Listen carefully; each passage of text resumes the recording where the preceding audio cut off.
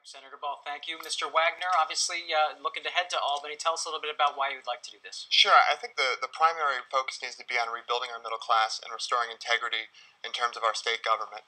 For me, I think this race is a simple choice, the choice between common sense solutions and what I view as political extremism.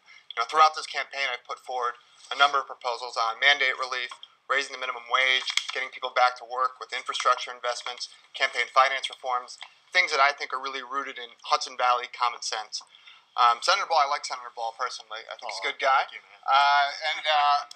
But when it comes to voting up in Albany, his record is one of political extremes. And take my word for it.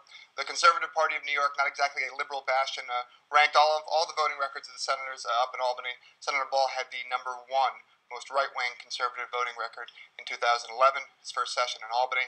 I think that's out of the mainstream of the Hudson Valley. I'm putting forward ideas that I think are common sense, so modernizing our power grid, increasing the minimum wage. I think it's a better fit with the district, and I think it's a better fit with Governor Cuomo.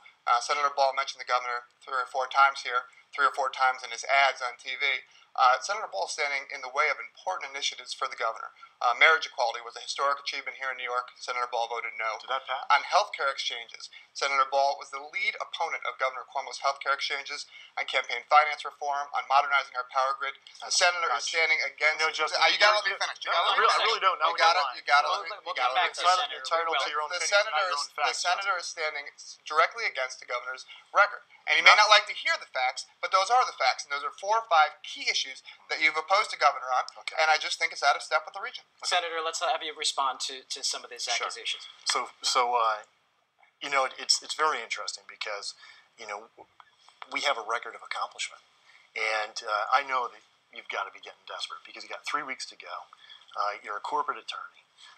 You're spending a lot of time on the campaign trail.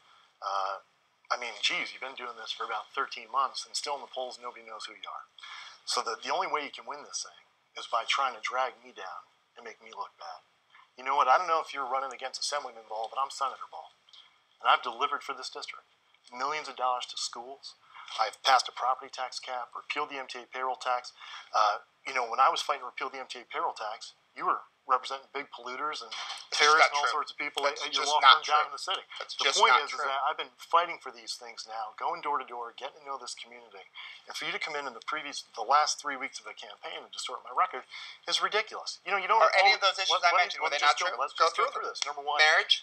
When we're talking about, we all know how I voted on marriage equality. It passed. Next issue, how about jobs and taxes, my man? How about campaign finance? How about jobs and people in this district are hurting? Okay, they're losing their homes. They can't pay the property taxes. When this governor has needed a partner to take care of the blue-collar people in this district, whether it be 50,000 jobs with the Tappan Zee Bridge, whether it be a property tax cap to keep seniors and working families in their home, he has had me.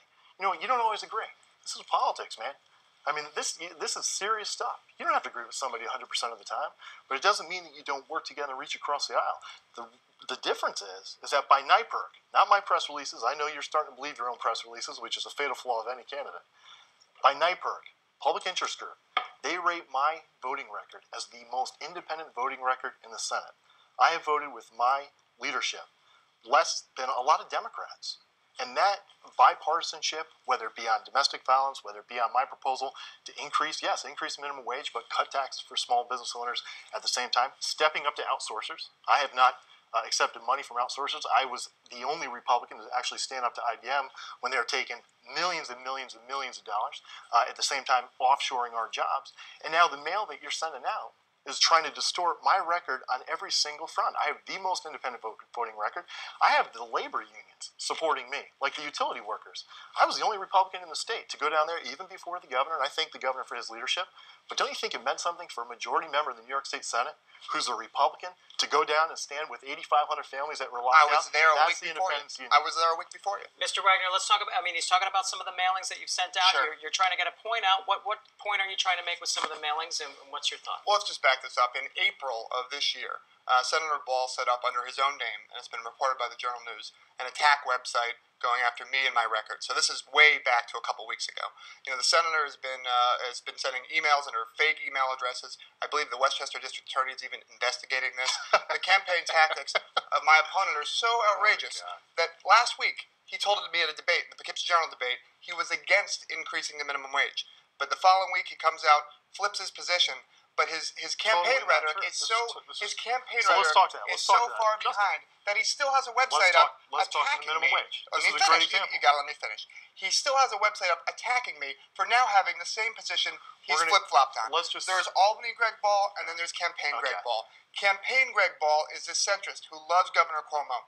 Albany Greg Ball is the biggest extremist in the state Senate. I ticked off the issues before. And on the governor, let me just make this point. Everyone knows Senator Ball likes to take photographers with him to these events. That's fantastic. You can get those pictures on Facebook, on his website. Our campaign staff searched hard and long. And the one picture they couldn't find was a picture of you with the governor. Because the fact is, this working relationship with you and the governor, it's a figment of your imagination. Okay, well, you don't work with the governor. You do not have a working relationship with him. A couple things. Number one. When's the last time the governor called you? Another thing. Okay. When's the last time? Justin, you may be an attorney. I'm the senator. You don't want to answer? answer? Respond to the first question. Okay. Number one. Is it a figment